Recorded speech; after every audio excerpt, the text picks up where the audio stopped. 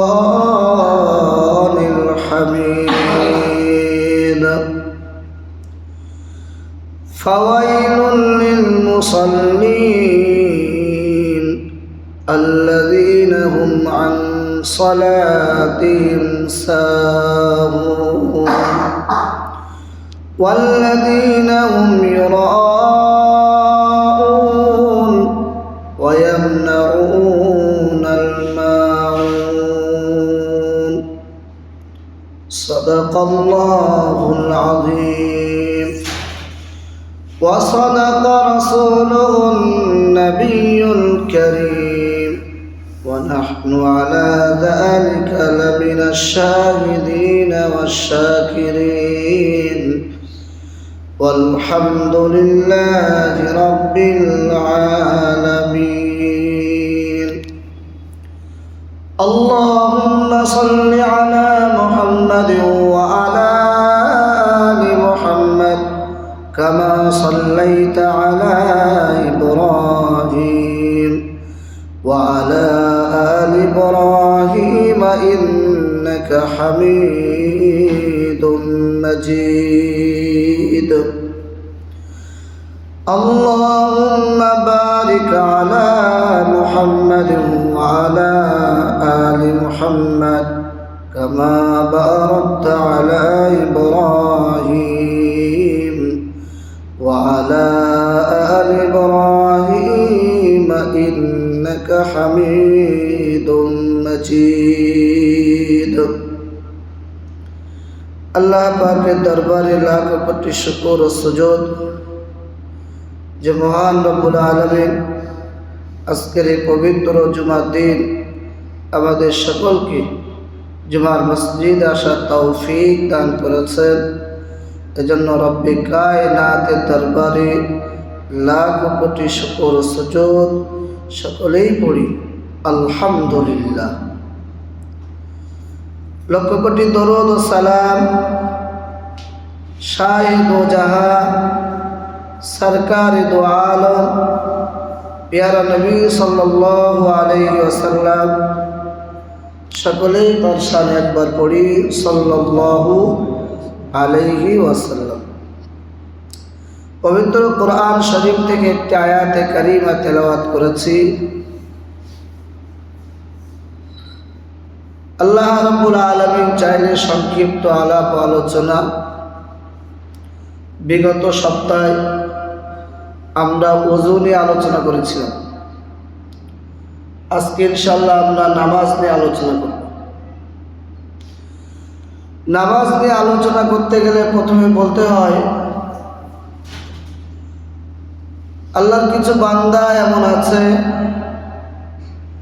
যারা তো নামাজ পড়ে না,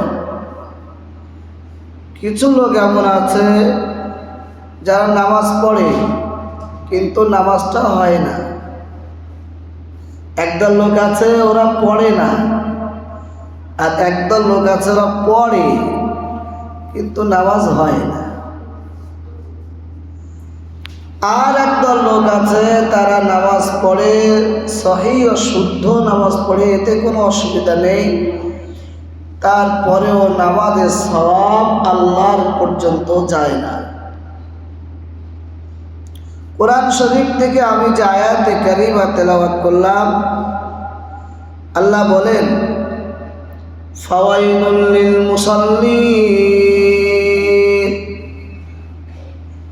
বড় দুর্ভাগ্য সেই নামাজীদের জন্য, বড় পরিতাপ সেই নামাজীদের জন্য, বড় খারাপি সেই নামাজীদের জন্য। আর নামাজ পড়লো তাও খারাপি, নামাজ পড়লো তাও বলে দুর্ভোগ। হ্যাঁ, কোন নামাজি গো? আল্লাযীনা হুম আন সালাতিহিম সাহুন, যারা নামাজের মধ্যে অমনোযোগী। কোরআন শরীফের স্পষ্ট ভাষা, সেই মুসল্লিদের জন্য, সেই নামাজীদের জন্য বড় দুর্ভোগ, বড় খারাপি, যারা নামাজ পড়ে মন দিয়ে না। নামাজি আছে এখানে, মন আছে সেই দিল্লি রাজস্থানে। নামাজি আছে এখানে, মন পড়ে আছে তার কোথায় কোথায় ঘুরছে। আল্লাযীনা হুম আন সালাতিহিম সাহুন, যারা নামাজ পড়ে কিন্তু অমনোযোগী নামাজ, নামাজটা মন দিয়ে হলো না। যেখানে রুকু করার দরকার রুকু হলো না, সিজদা করার দরকার সিজদা হলো না। রুকু হলো বটে কিন্তু রুকুর মতো রুকু হয়নি, সিজদাটা হলো বটে কিন্তু সিজদার মতো সিজদা হলো না। নামাজে যখন দাঁড়িয়েছে মুসল্লি ভাই, এর পা একদিকে তো ওর পা আর একদিকে। এই ইন্ডিয়ায় তো বাংলাদেশে নামাজ এমন একটি ইবাদত যেখানে রাজা, বাদশাহ, আমির আলী, ফকির আলী, ছোট মানুষ, বড় মানুষ, ছোট মানুষ বড় মানুষ মানে বাচ্চা না, মানে যার কোনো হাইসিয়াত নেই, আবার যে একটা বিশাল ব্যাপার, সারা দুনিয়া যাকে রেসপেক্ট করে সম্মান করে, সবাই এক কাতারে দাঁড়াবে। ধনী মানুষটা গরিব মানুষরা এই ভাষায় বলবে না যে যারা বড় লোকদের কাতারটা এক কাতার করে দাও, যারা গরিব মানুষ ওদের কাতারটা আর এক কাতার করে দাও, যারা একটু বেশি শিক্ষিত মানুষ তারা এক কাতারে এসো, যারা একটু কম শিক্ষিত মানুষ তারা আর এক কাতারে যাও। এই ধরনের কোনো ভাষা নামাজে হয় না। নামাজে দাঁড়াতে গেলে একেবারে কাছাকাছি হয়ে দাঁড়াও। আমি যদি আরো ভালো ভাষায় বলতে যাই, পায়ে পা দিয়ে দাঁড়িয়ে যাও, খুব কাছাকাছি, কাঁধে কাঁধ মিলিয়ে দাঁড়িয়ে যাও, একেবারে কাছাকাছি, যেন লকডাউনের বাজার মতন না হয়। ও ফতোয়া শুধু লকডাউনে ছিল যে একটা মুসল্লি আর একটা মুসল্লি থেকে দূরে দাঁড়াবে, যে লকডাউন নেই ও মশলা চলবে না। তবে আপনারা পায়ে পা দিতে হবে না, যার দোয়া সে দেবেন। কেউ কারো মশলা নিয়ে যেন মারামারি না করে। যারা বুঝে গেছে তারা ঠিক বুঝে গেছে,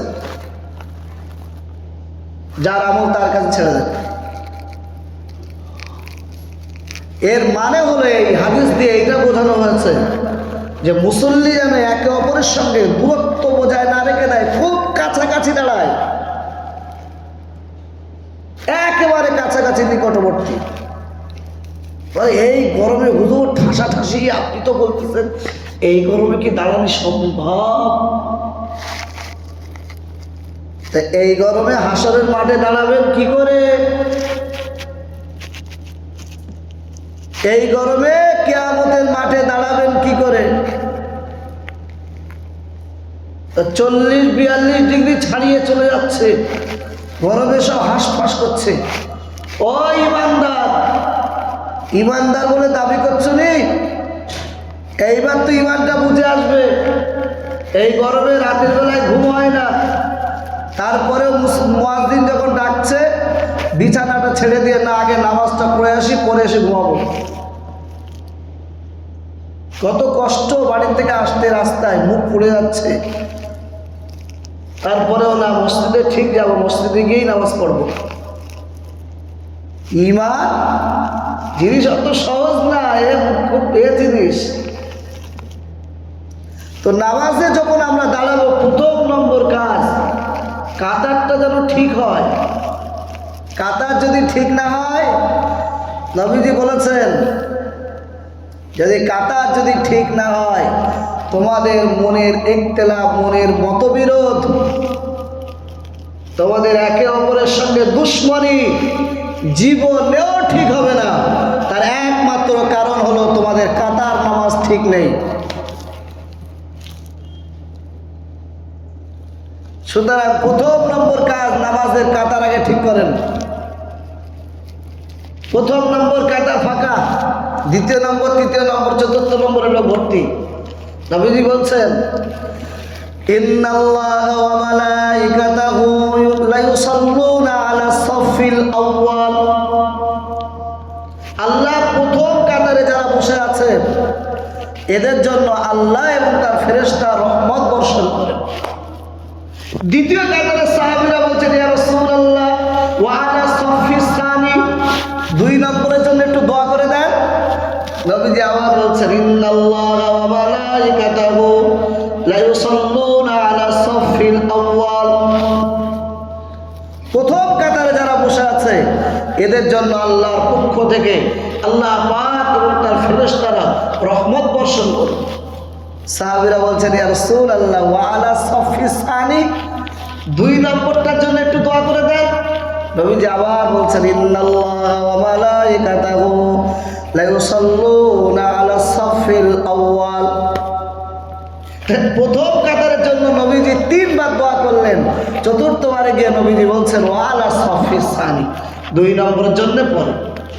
তো 1 নম্বর কাতারে নামাজ পড়লে তার সওয়াব হবে কি, আল্লাহ এবং তার ফেরেশতা নবীজির পক্ষ থেকে দোয়া তাদের জন্য রহমত বর্ষণ করবেন। এটা হলো ফার্স্ট সফে বসার ফজিলত।